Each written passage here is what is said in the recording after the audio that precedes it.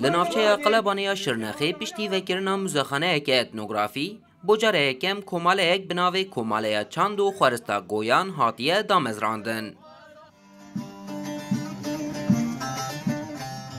به هلکفتا دست بیکرنا کاری کماله هجمارک دنگ بیش هنرمند و کسایتین دیاری نافچه شف بهر که هنری ساز کرن.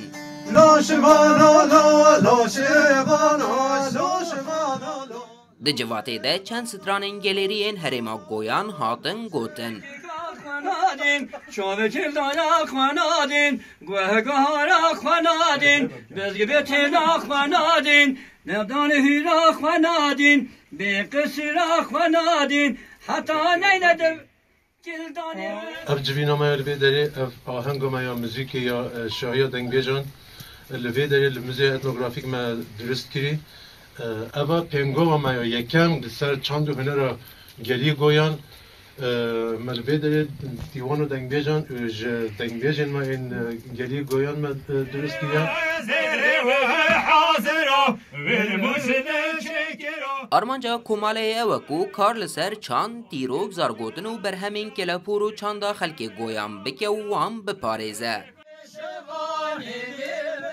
نها تو آوهیه که کماله نینو بالکونه که مزخانه و جه جرهاتیه و قطاندن.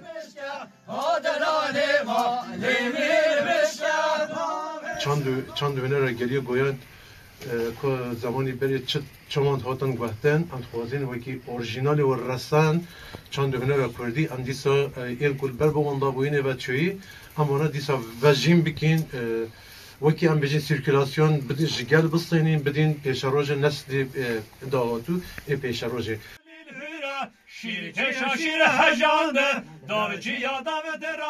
اشیرتا گویان به پرانی لنافچه قلبانا شرنخی و گندین در دوراوی دجین.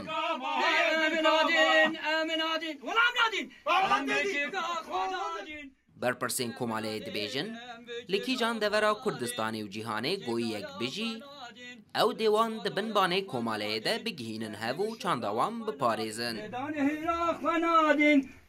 فردی ساک روداو